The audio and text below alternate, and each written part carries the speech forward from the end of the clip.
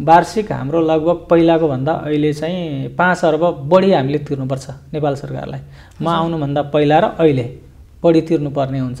त्यसले एउटा नाफामा सङ्कुचन पक्कै हो। म आउनुभन्दा पहिला नेपाल टेलिकमले जिएसएम लाइसेन्स बाबतको 20 अर्बको दायित्व तिरेकै थिएन।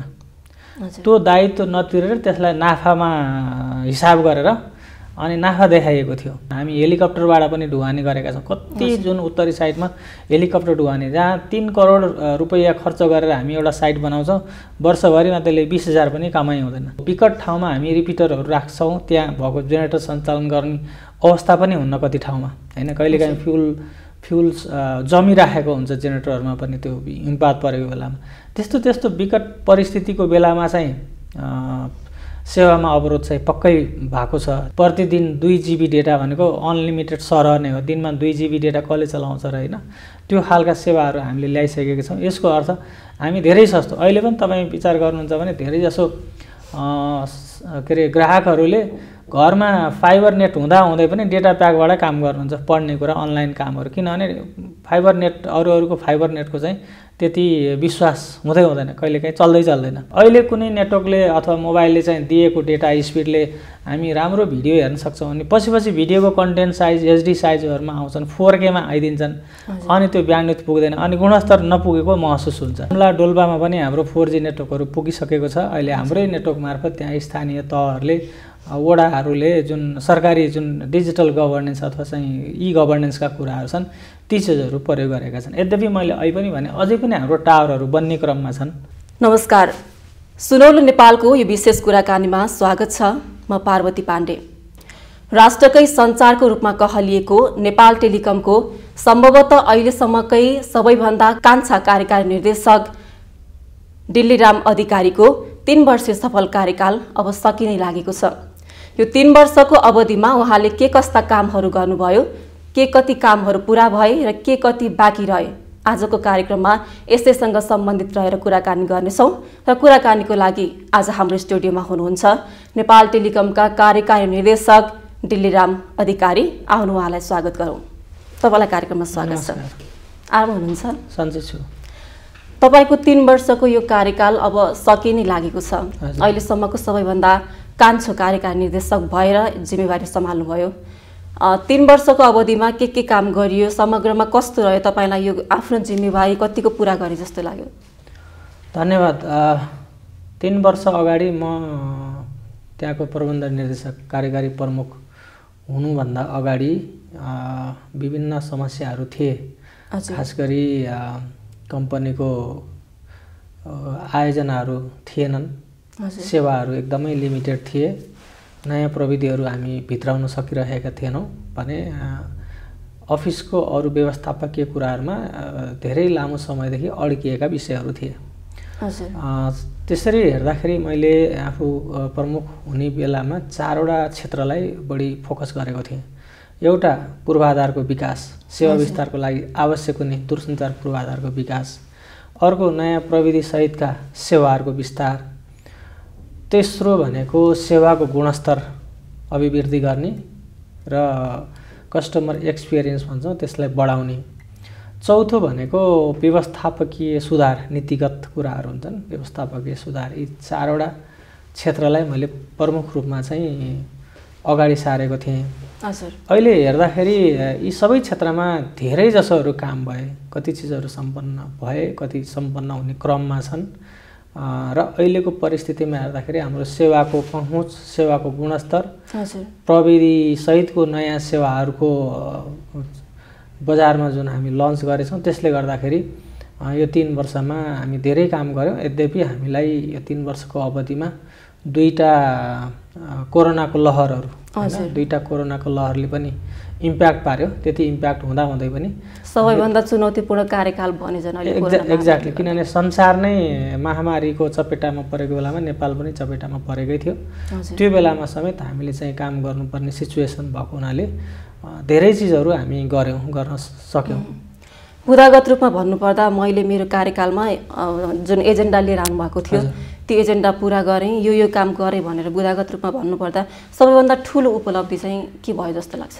सबैभन्दा ठुलो उपलब्धि हामीसँग त्यतिखेर मोबाइल ब्रोडब्यान्ड अथवा इन्टरनेट भन्ने एकदमै कम थियो। काठमाडौँ र पोखरामा लिमिटेड ठाउँमा हामी अपग्रेडेड भर्सनको 4G नेटवर्क चलाएका थियौँ।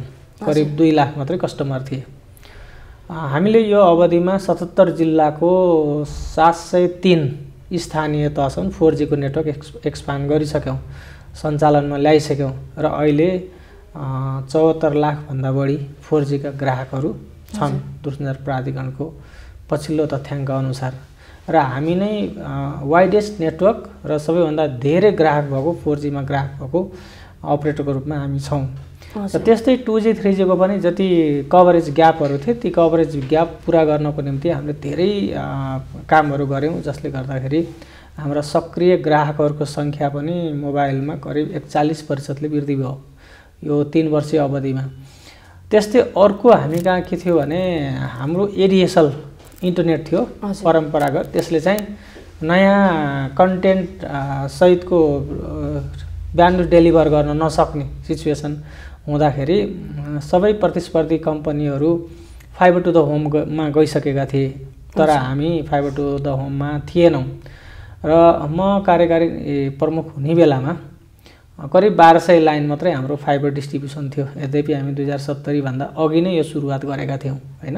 5-6 वर्षको अवधिमा हामी 1200 लाइन वितरण गरेका थियौँ भने अहिले हामी 3 वर्षको अवधिमा करिब 2,20,000 प्लस चाहिँ फाइबर नेट हामीले वितरण गर्न वितरण गरिसक्यौँ। र त्यसमा पनि हामी युनिक रूपमा बजारमा छौँ फाइबर टु द होममा, किनभने हाम्रो इन्टरनेट पनि छ, टेलिभिजन पनि छ, त्यसपछि टेलिफोन पनि छ। अरू अपरेटरसँग त्यो चिज छैन। यी दुईटा क्षेत्रमा हामीले उल्लेख्य काम गऱ्यौँ। अर्को भनेको पूर्वाधार विस्तार थियो। पूर्वाधार विस्तारमा खास गरी मोबाइल नेटवर्कको लागि टावरहरू बनाउनु पर्ने थियो। धेरै जटिल भूगोलको अवस्था छ, हामी कहाँ मौसम प्रतिकूल छ, भूगोलको विकटता छ। त्यति हुँदै पनि 1200 हाराहारीका चाहिँ नयाँ टावरहरू हामी विस्तार गऱ्यौँ र ती टावर मार्फत सेवाहरू दिइरहेका छौँ भने। अर्को चाहिँ ब्याकबोन पूर्वाधारमा खास गरी मध्य पहाडी लोकमार्गको अप्टिकल फाइबरको कामहरू, त्यस्तै हाम्रो आफ्नै आयोजनाका ब्याकबोन नेटवर्कका कुराहरू, त्यसपछि उच्च हिमाली अथवा कर्णाली प्रदेशका उच्च भागहरू जहाँ हामी फाइबर दिन सक्दैनौँ त्यहाँ हाई क्यापासिटीको माइक्रोवेभ लिङ्कहरू त्यो बनाउने कामहरू पनि हामी सम्पन्न गऱ्यौँ। धेरै पार्टहरू हामी सम्पन्न गऱ्यौँ। यद्यपि अझै कामहरू अलिकति केही हुन बाँकी नै छन्। त्यसरी पूर्वाधारको क्षेत्रमा पनि हामीले धेरै फड्को मार्यौँ यो बिचमा भने। अर्को गुणस्तरको कुराहरू हेर्दाखेरि हाम्रो मोबाइल सर्भिसको नेटवर्क अभाइलेबिलिटी भन्छौँ हामीले, नेटवर्कको के अरे पहुँच जुन ग्राहकले चाहिँ खोजेको बेलामा नेटवर्क अभाइलेबल हुने चिजहरू, त्यसमा पनि पहिला धेरै साइटहरू डाउन हुन्थे हैन। करिब 92% मात्रै साइटहरू अप हुन्थे भने अहिले 98% साइटहरू अप हुन्छन्। काठमाडौँ उपत्यका जस्तो मेजर ठाउँमा त 100% साइटहरू अप भएर कन्टिन्यू सर्भिसहरू दिइरहेको अवस्था छ। यसरी क्वालिटी इम्प्रुभमेन्टमा पनि हामीले धेरै काम गऱ्यौँ। रिपिटर टावरहरूलाई चाहिँ अप्टिकल फाइबरले जोड्ने कामहरू, भिस्याटलाई चाहिँ माइक्रोवेभले रिप्लेसमेन्ट गर्ने कुराहरू, त्यस्तै गरी रिपिटर स्टेसनमा जेनेरेटरहरू ब्याकअपको रूपमा राख्ने, सोलर सिस्टमको ब्याकअपको रूपमा राख्ने, यी चिजहरू हामीले धेरै चिज गऱ्यौँ। जसको कारण अहिले समग्र मोबाइल डेटा अथवा मोबाइल टेलिफोनको चाहिँ गुणस्तर र पहुँच चाहिँ अहिले धेरै माथि पुगेको छ। तपाईँले जिम्मेवारी सम्हाले लगत्तै लगभग 1 वर्ष सकिन नलाग्दै कोरोना महामारी भित्रियो। त्यसले गर्दाखेरि काममा आफ्नो अलि समस्या त भयो होला। त्यो बेलामा इन्टरनेट पनि व्यापक प्रयोग भयो विद्यार्थीहरूको लागि, अनि फोनहरू पनि यसै पनि धेरै प्रयोग हुने। त्यो समयमा काम गर्नको लागि अर्थतन्त्र नै समग्रमा ठप्प भएको बेलामा काम गर्न टेलिकमलाई कस्तो भइरहेको थियो? त्यो जिम्मेवारी त्यतिखेर हामीलाई निकै ठुलो जिम्मेवारी थियो, किनभने राष्ट्रको सञ्चारको रूपमा हामी थियौँ। व्यवसाय भन्दा पनि सेवामूलक उद्योगमा हामी हौँ र हाम्रो जिम्मेवारी भनेको सबै जनतालाई जोड्ने हो। आवश्यक पर्दाखेरि, अप्ठ्यारो पर्दा टेलिफोन मार्फत नै काम गर्ने, इन्टरनेट मार्फत नै काम गर्ने हो।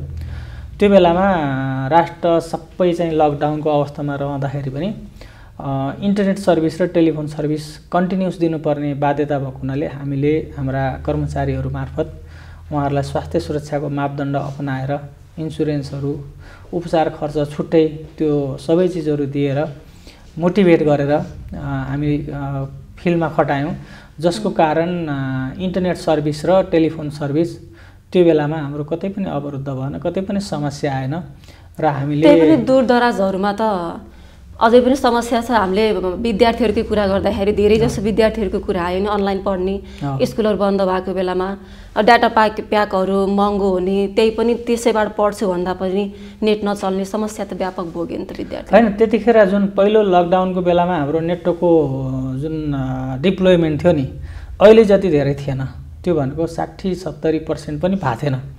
त्यसले गर्दाखेरि दूरदराजमा केही समस्या थियो। अब अहिले हाम्रो नेटवर्क डिप्लोयमेन्ट 94% छ र यति हुँदाहुँदै पनि जहाँ सर्भिस थियो त्यो ठाउँमा हामीले विद्यार्थीको लागि ई शिक्षा प्याकेजहरू, विद्यालय CUG भन्ने अब 99 रुपियाँमा अनलिमिटेड दिने टाइपको त्यस्तो सर्भिसहरू पनि लिएर आयौँ। अनि युनिभर्सिटी ग्रान्ट कमिसनसँग चाहिँ समझदारी गरेर युनिभर्सिटीको विद्यार्थीहरूलाई चाहिँ र शिक्षकहरूलाई चाहिँ सस्तो डेटा प्याक दिने कुराहरू गऱ्यौँ। वर्किङ फ्रम होमका प्याकेजहरू हामीले गऱ्यौँ, स्टे कनेक्टेड प्याकेजहरू दियौँ, जुन प्याकेजहरू बजारमा निकै सस्तोको रूपमा हामीले दिएका छौँ। त्यसले गर्दाखेरि लकडाउनमा घरमा बसेर पनि मानिसहरूले आफ्नो काम गर्न सफल भए। पढ्ने कुराहरू हो, घरबाट काम गर्ने कुराहरू, इन्टरटेनमेन्टका कुराहरू जति छन् त्यो चिज पनि गऱ्यौँ। र त्यसमा हामीले अर्को एउटा के पनि सुरु गऱ्यौँ भने मोबाइल मार्फत जनसचेतना हामीले रिङब्याक पहिलोचोटि हामीले नै सुरुवात गरेको होइन, जसले चाहिँ कोरोनाबाट कसरी बस्ने भन्ने बारेमा सूचना दिने काम गर्यो। पछि अरू अपरेटरले पनि त्यसलाई चाहिँ कपी गरे। त्यो हिसाबले हामीले कोभिडको रेस्पोन्स चाहे त्यो आम जनतामा होस् अथवा कर्मचारीमा होस्, कोभिडको लागि जुन रेस्पोन्स गर्नुपर्ने त्यसमा हामी अत्यन्त जिम्मेवारीताका साथ, सफलताका साथ र नयाँ ढङ्गले हामीले रेस्पोन्स गरेकै हो।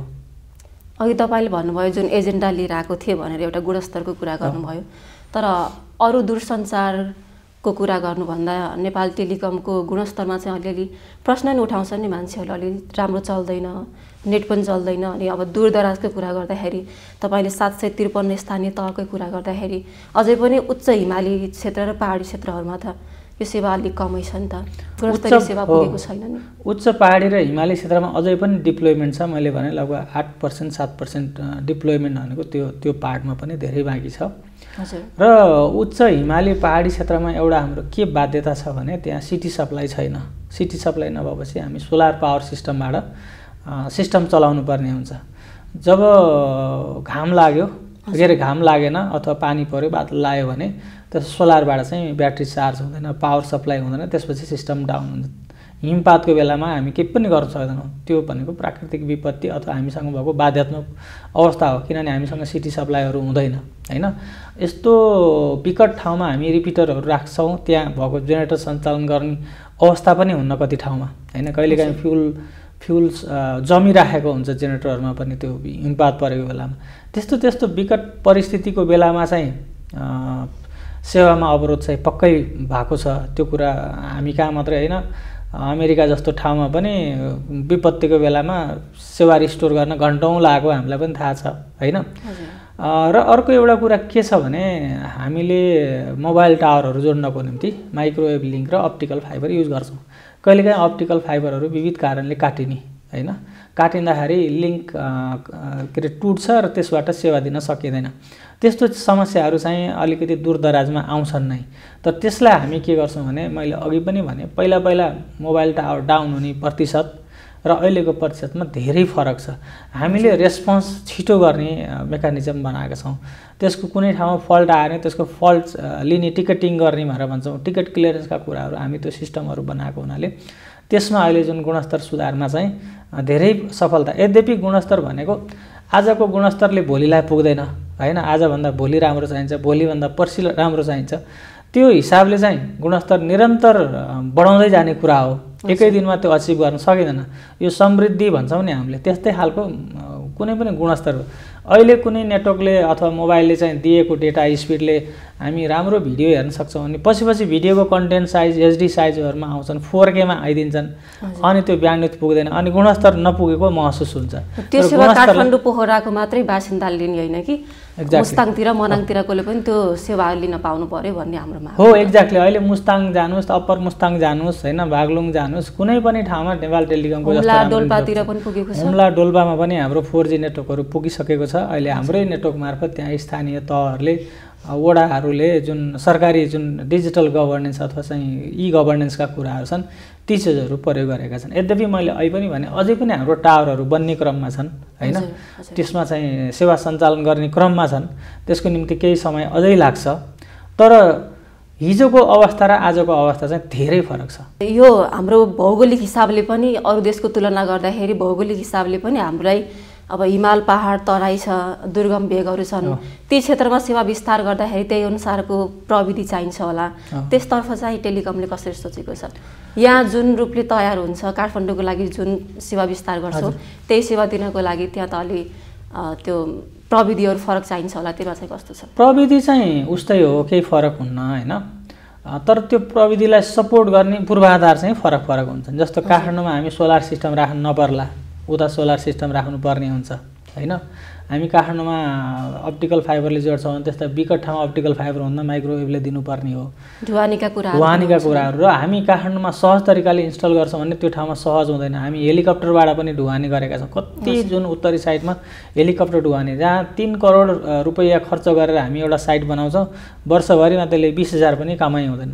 हामी कमाइसँग भन्दा पनि हामी सेवासँग के अरे बढी जिम्मेवारी छौँ र हामी राष्ट्रको सञ्चार भएको हुनाले नाफा भन्दा पनि सबै जनतालाई, देशको भूभागमा बस्ने सबै जनतालाई मूल प्रवाहसँग कनेक्ट गर्नको निम्ति हामीले नेटवर्क बनाउने हो। त्यो हिसाबले हामीले चाहिँ विभिन्न भौगोलिक विकटतालाई चाहिँ मध्यनजर गरेर त्यही अनुसारको हामी सर्भिस डेभलपमेन्ट गर्छौँ। खच्चडबाट बोकेर सामान लानुपर्ने हुन्छ होइन, धेरै फरक चिजहरू छ, त्यो चिजहरू हामी अपनाइराखेका छौँ। तपाईँले भन्नुभयो नाफा भन्दा पनि सेवामूलक भनेर, टिका टिप्पणी पनि हुने गर्छ, अलिअलि मान्छेहरूले भन्ने पनि गर्छन् तपाईँको कार्यकालमा टेलिकमले नाफा कमाउन सकेन पनि भन्छन्, यसमा चाहिँ के भन्नुहुन्छ? यो धेरैजनाले बुझ्दै नबुझेर, किनभने म आउनुभन्दा पहिला नेपाल टेलिकमले जिएसएम लाइसेन्स बाबतको 20 अर्बको दायित्व तिरेकै थिएन। त्यो दायित्व नतिरेर त्यसलाई नाफामा हिसाब गरेर अनि नाफा देखाइएको थियो। जब 2076 को जेठ 10 गते नेपाल सरकारले नेपाल टेलिकमले पनि त्यो 20 अर्ब दायित्व तिर्नुपर्छ भनेर भनिसकेपछि अनि हामीले त्यो दायित्व तिर्न सुरु गऱ्यौँ। 75-76 देखि हामीले 20 अर्बको दायित्व तिर्न सुरु गरिसक्ने बित्तिकै अब त्यो पैसा त घट्ने भयो होइन। दायित्व चाहिँ सिर्जना गरिएको थिएन, त्यसपछि सिर्जना भनौँ न दायित्वलाई चाहिँ तिरिएको थिएन र हामी तिर्न सुरु गरिसकेपछि वार्षिक हाम्रो लगभग पहिलाको भन्दा अहिले चाहिँ 5 अर्ब बढी हामीले तिर्नुपर्छ नेपाल सरकारलाई। म आउनुभन्दा पहिला र अहिले बढी तिर्नुपर्ने हुन्छ, त्यसले एउटा नाफामा सङ्कुचन पक्कै हो। अर्को के हो भने जब हामी धेरै कुरा लगानी गऱ्यौँ, पूर्वाधारमा धेरै लगानी गऱ्यौँ, दायित्व भन्नाले यो करको कुरा गर्नुभएको? कर होइन, लाइसेन्स फी।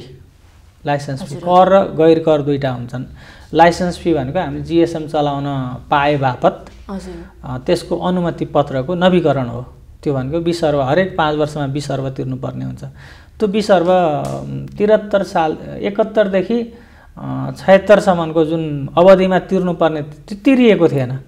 त्यो नतिरेपछि पुरानो विगतको पनि तिर्नु पर्यो अनि आउने वर्षको लागि पनि हामी खर्चको रूपमा चाहिँ त्यसलाई प्रोभिजनिङ गरेर जाँदाखेरि त्यो चाहिँ सिधै नाफामा इम्प्याक्ट पर्यो।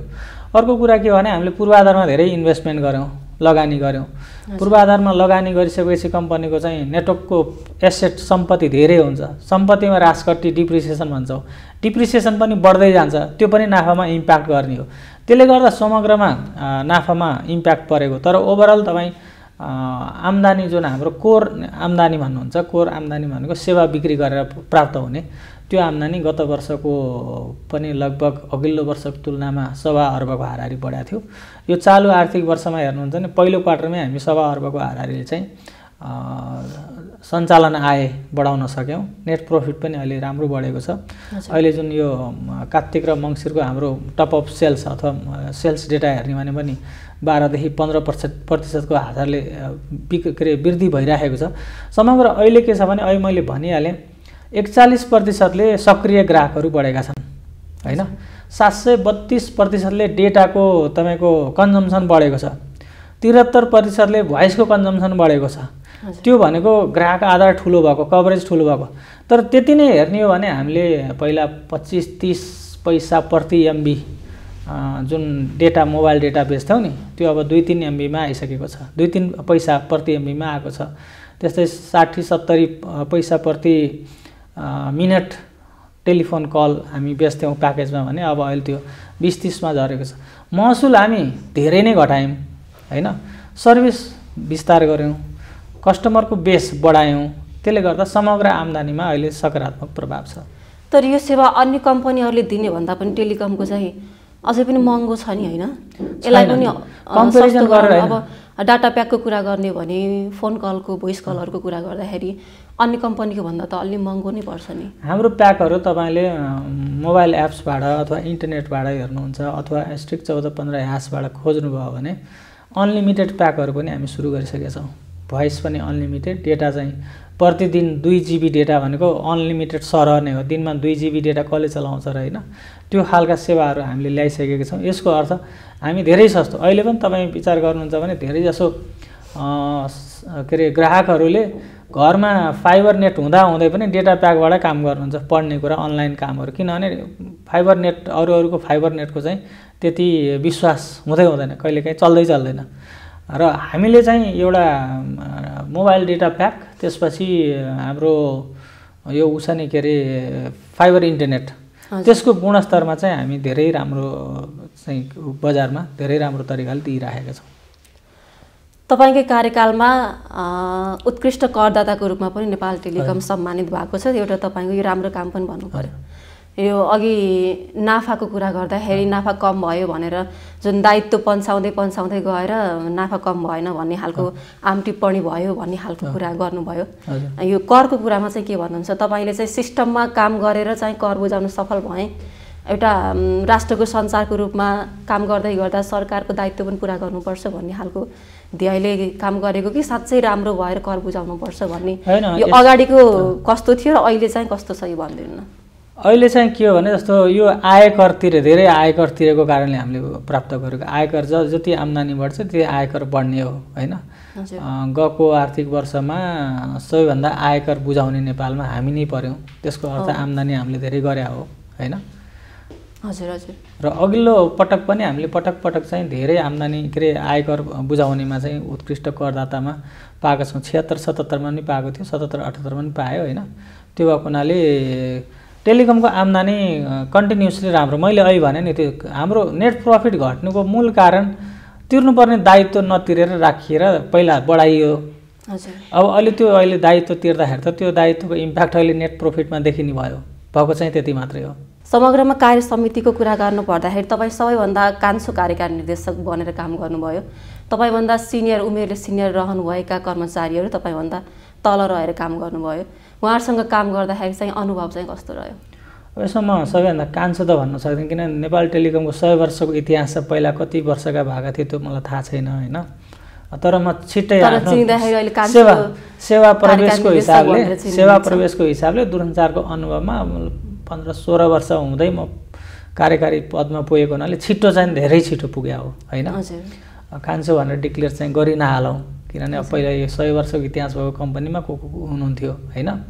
तर एउटा कुरा के भयो भने जस्तो म भन्दा सिनियर साथीहरू धेरै हुनुहुन्थ्यो हैन। अनि म प्रमुख कार्यकारी हुँदाखेरि त्यस्तो असहज होला कि भन्ने मलाई आशंका चाहिँ पक्कै पनि थियो।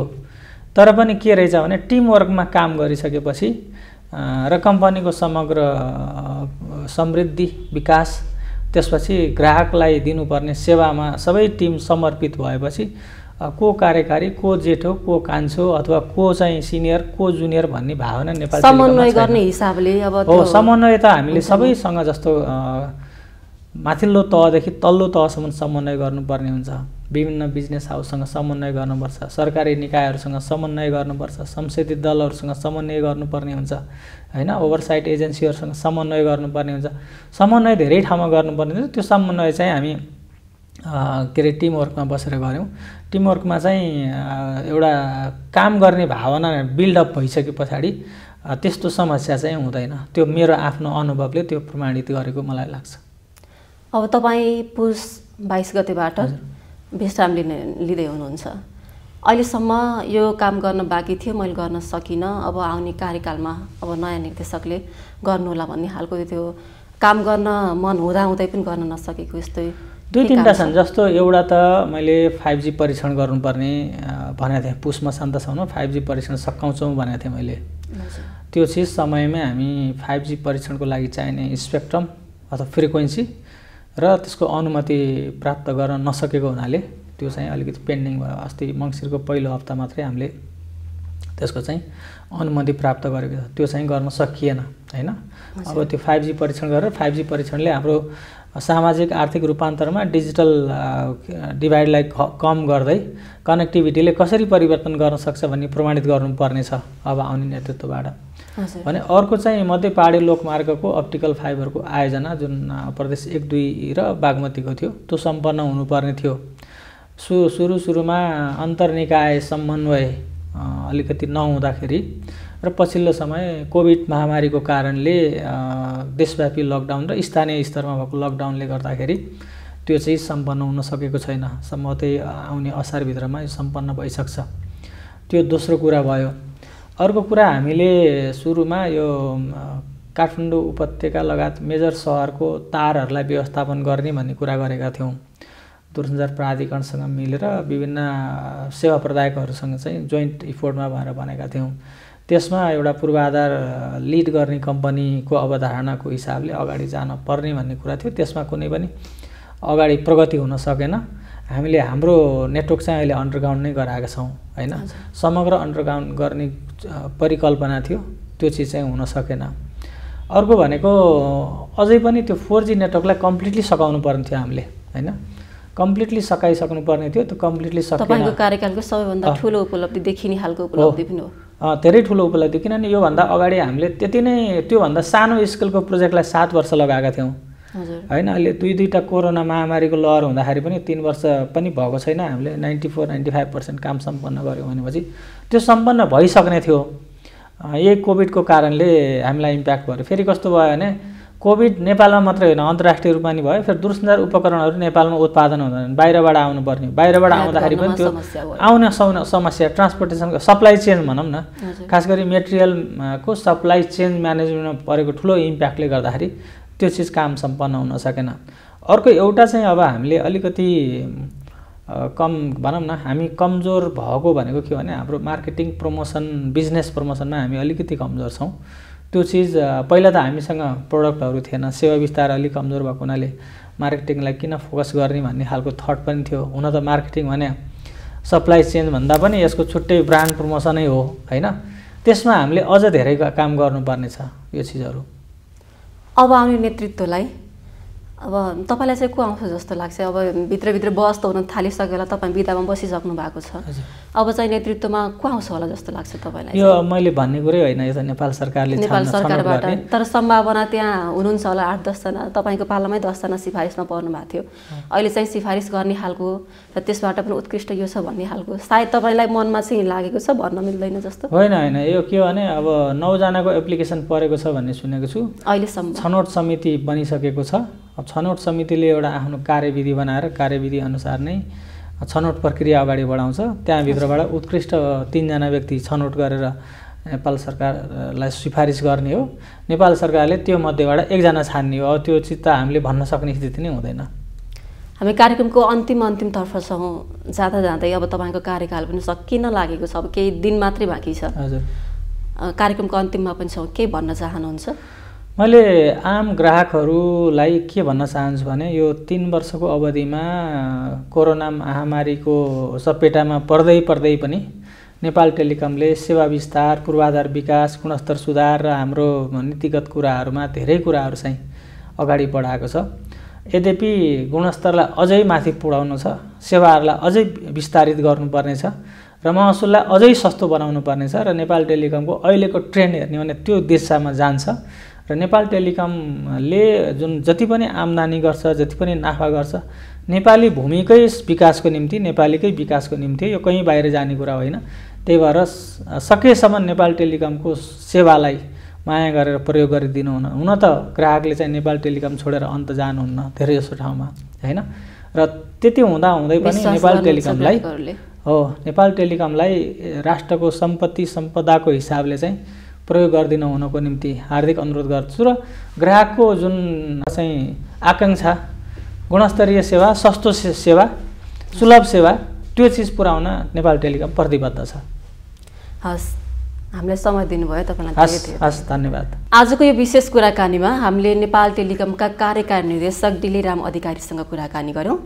अर्को श्रृङ्खलामा अर्का एक अतिथिलाई लिएर हामी उपस्थित हुने नै छौँ। तबसम्मका लागि बिदा दिनुहोस्। नमस्कार।